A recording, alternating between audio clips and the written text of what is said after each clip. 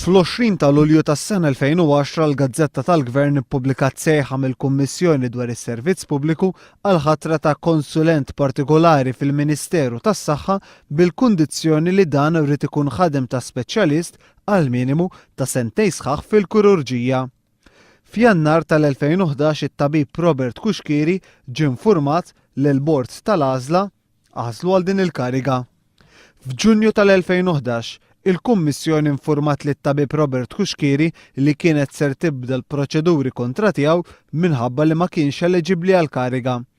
B'reazzjoni t-tabib Robert Kuxkieri wieġeb permezz tal-avukat tiegħu Peter Fenech għalli skontu il-grad ta' speċjalista ma jeżistix fis-servizz pubbliku.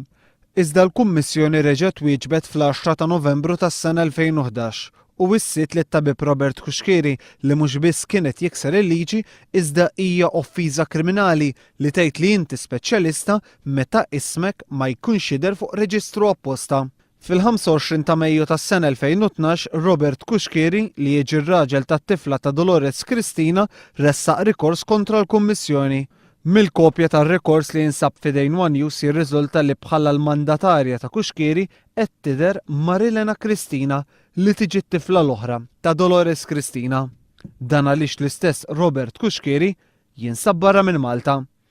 Dan il-każ reġa' ħareġ fid-der permezz tal-ġurnal The Times li rrapport kif is-sena l-oħra il-Ministeru tas-Saħħa apponta 4 konsulenti mingħajr il-kwalifiki neċessarji, wieħed minnhom tat-tabib Robert Kuxkieri. Meta mbagħad il-Kummissjoni għas-Servizz Pubbliku talbet lill-Bord tal-Għażla biex jispjega id-deċiżjoni tiegħu, il-membri fuq dan il-bord irtiraw il-ferem tagħhom biex jeżonaraw lilhom infushom minn kwalunkwe responsabilità. Il-ġurnal The Times staqsa lill-Ministeru tas-Saħħa biex jgħid min kienu l-membri fuq il-Bord tal-Għażla li rtiraw il-firma tagħhom, iżda kelliem għall-Ministru ma rridx jgħid u jikkummenta. Mid-dokumenti li għandu f'idejh One News jirriżulta li l-4 membri li jażlu lit-tabib Robert Kuxkieri u li mbagħad irtiraw il-firem tagħhom huma l-membri Mark Xkembri Xwiereb, iċ-Chairman Prof. Slaferla u l-External Assessor il-Professur Imri.